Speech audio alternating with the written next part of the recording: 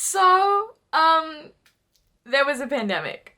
But before we get into that, let's just roll a montage, guys.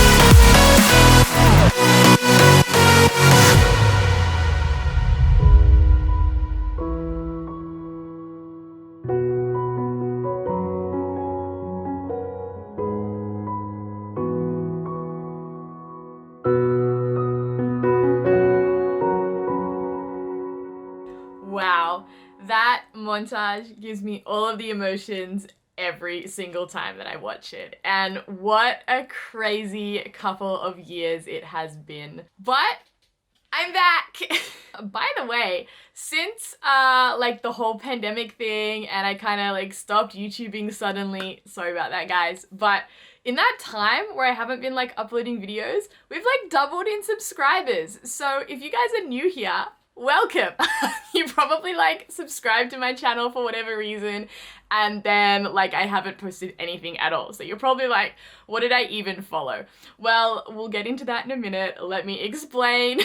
Like, we're just gonna talk about like what's happened in the past couple of years and some of the really cool adventures that I've been on that you just saw in that montage. We'll get to a bit at the end of the video. In a little bit, we'll get to those. But if you are new, thank you for subscribing.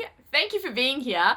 Let me give you some content because you kind of like press the red subscribe button and then nothing. So sorry about that. But First, let me take you back to March of 2020. So, everything was going great. I had just got back from Australia. I visited my family over Christmas, like New Year period. I just got back to Japan.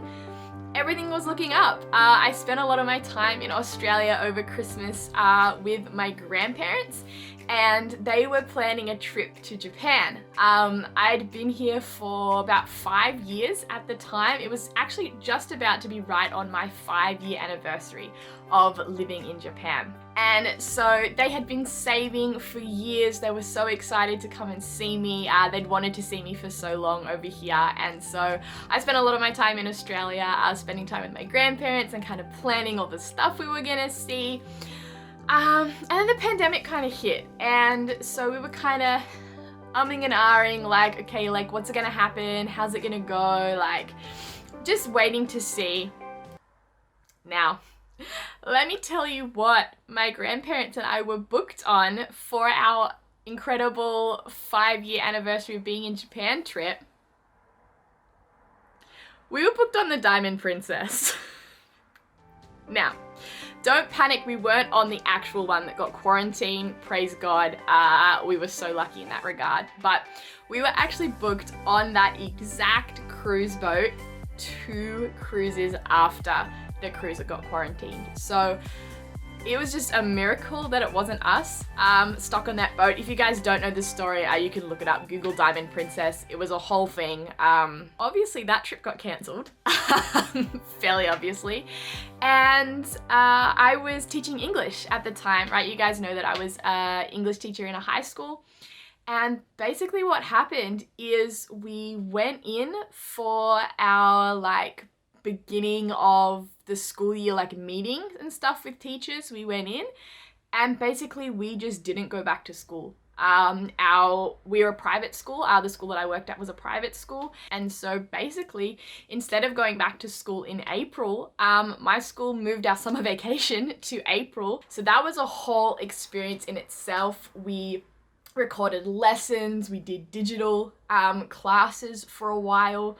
But in that time where I was on the summer vacation, I just, I started realizing like, I'm gonna have a bit of extra time on my hands. Like I was, fairly isolated here at home. I didn't really go out. I didn't really go anywhere, especially because, I knew I was gonna be teaching. So I didn't want to put myself at risk to put my students at risk. But, it was just kind of in this season where I went, well, what next? Like, what do I do now? And I just got really excited about like studying and stuff. I was like, well, if I've got time, I actually did a graphic design course in the last year and a half. I did a 1-year graphic design course, which I had never done before. Everything I'd kind of learnt was through doing and kind of picking it up myself. So that was really cool. And just, thinking about what next and like, God, why have you got me in Japan? And like, what are we gonna do? And, there was this moment, I think for me at the beginning of the pandemic where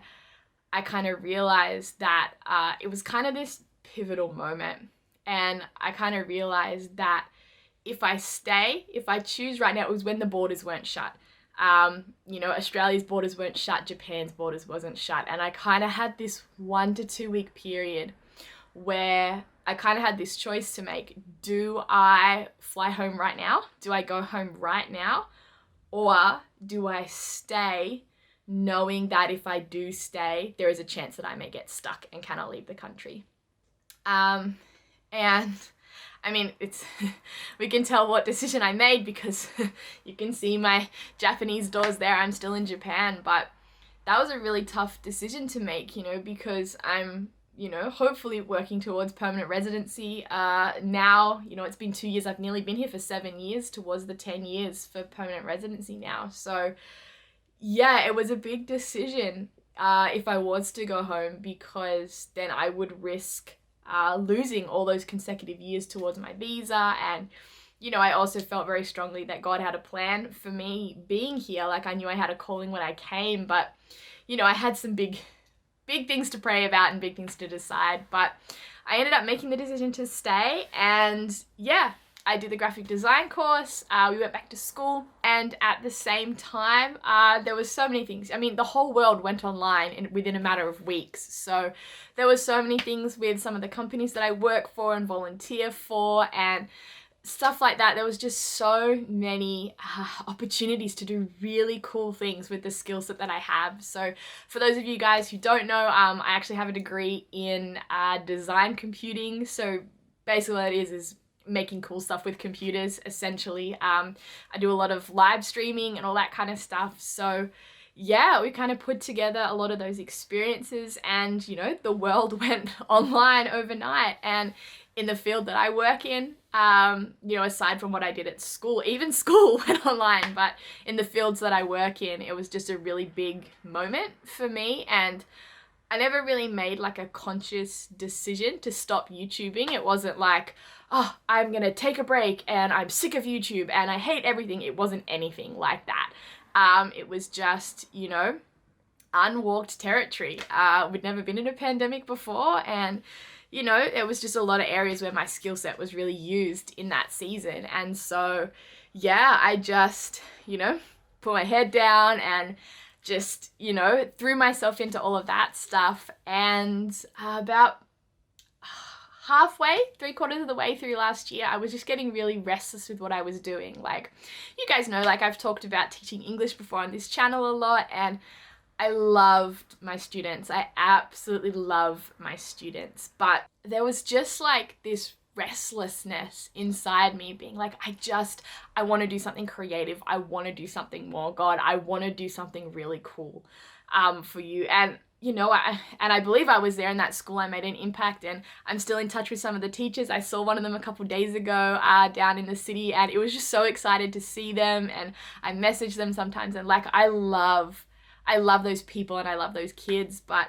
you know, I'm a creative at heart, right? Like that montage of stuff that I just showed you, like I love flying drones. I love building online systems. I love like this, like neon lights and cool photographs. Like, you know, I love all of that creative stuff, and it was just burning inside me. I'm like, I need to do something creative. I need to do something cool. And I also worked for an apparel company last year. That was really cool. I think I linked them on Instagram. They're called Go Be More Apparel. So I did a bunch of stuff with them. Great team of guys over there. Great message at that company. So, you know, I did a whole bunch of cool stuff, but it was just this like just restlessness in me. I'm like, I need to do something creative for work. Like, I don't know how much longer I can teach English in Japan. And you know, just through that process and through what was going on, I just got some really, really cool opportunities. And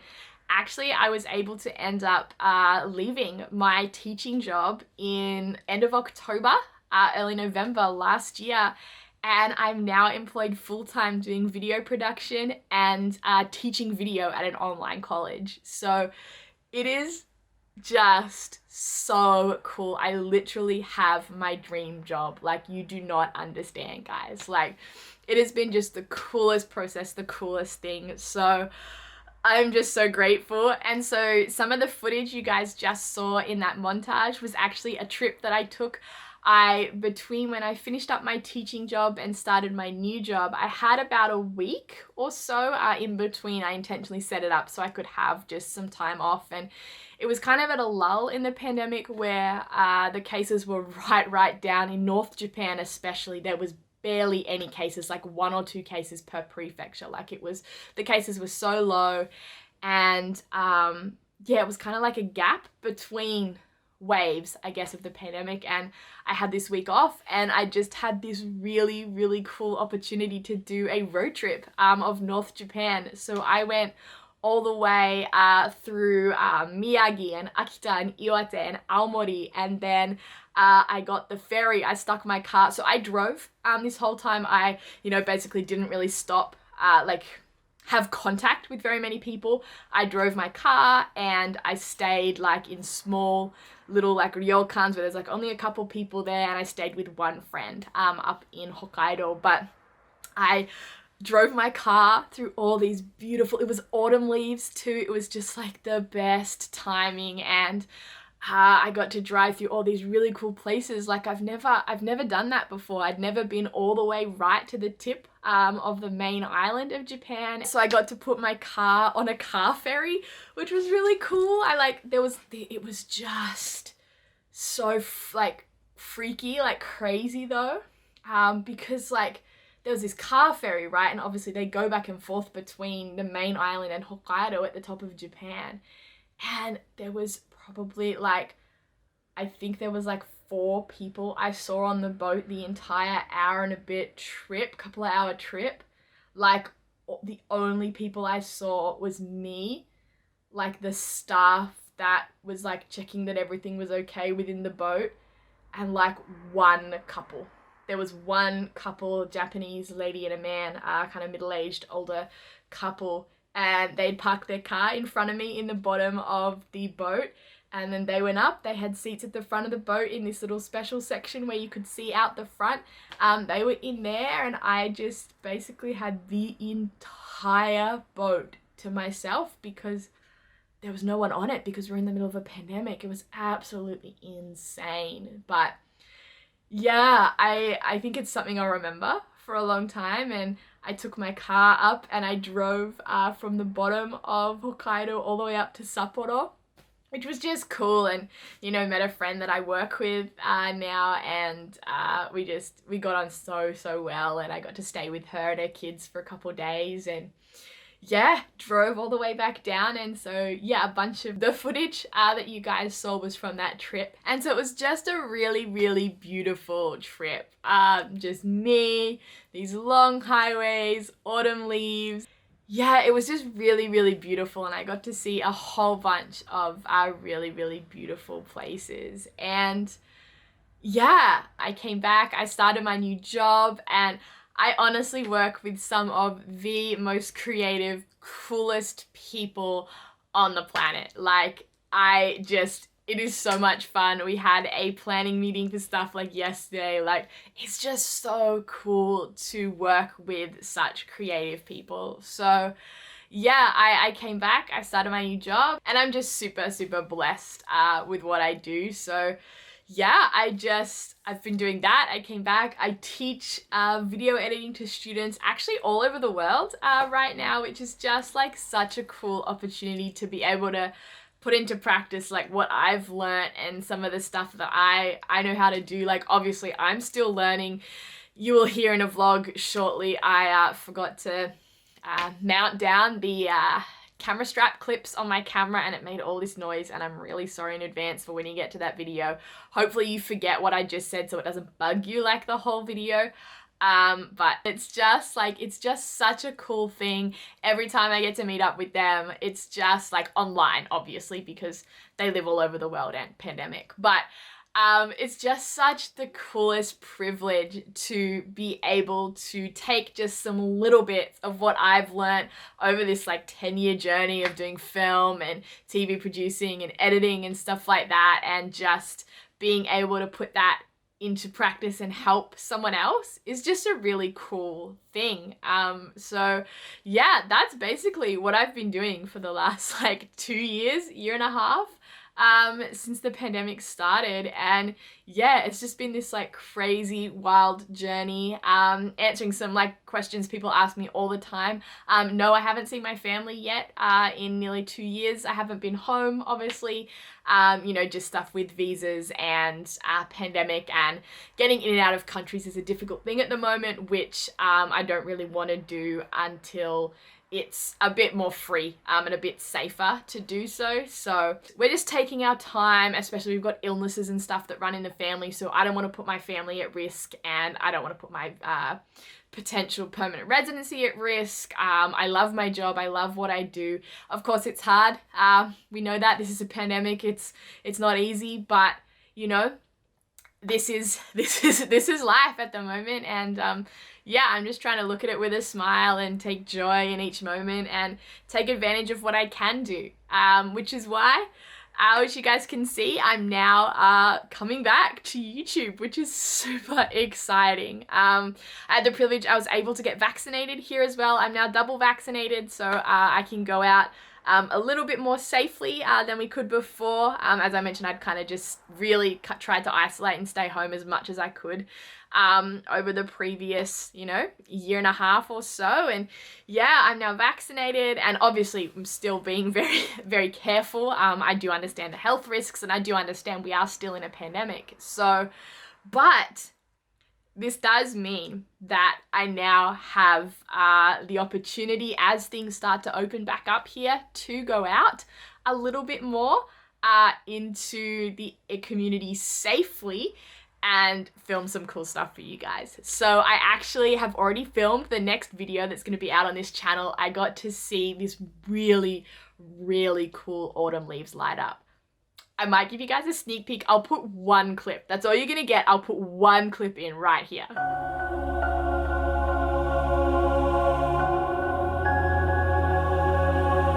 That's all you get. That's all you get until the video comes out. But I am going to try and post every second week on Saturday morning Japan time, which is Friday night in the US. So this video would have come out at that time. That's the time videos are going to come out. So that's what's going to be happening from here. But let me take you over to the map and let me show you something cool that I'm going to start up doing on the channel that I'm really excited about. Okay, so the real OGs will remember this from my first ever YouTube video that I ever filmed. So this is a piece of channel history right here, and this quote here on the, I don't know what you call this, on the map. The quote says, "We dared to dream," and this kind of came out of a conversation I had with one of my friends in Australia before I moved to Japan. And she was doing some really cool stuff, and she was moving to South Africa, just really chasing a God dream, just a really cool opportunity she had to go over there. And I was coming over here, and we were just talking. We were just at this like outdoor event, like looking up at the stars, and we were just talking, and we were like, how did we get this incredible opportunity to do the things that we're about to get to do? And we were just thinking about it and talking about it, like it came down to this. Like, we dared to have big dreams. And I know so much of what we get to do just has absolutely nothing to do with us, and it's just the most incredible privilege and opportunity to get to do what I do every day. But it started with this. It started with a dream. And so this is kind of a piece of channel history and a piece of my heart and a piece of my story and how I got to do the things that I get to do. And so you may notice here that the map has kind of grown a little bit since you last saw it. So basically, like, this is a clean canvas, right, of just opportunity and adventures waiting to be had. And so that's what this map represents, and that's what it's going to represent on this channel. And you'll notice that we have these pin badges here.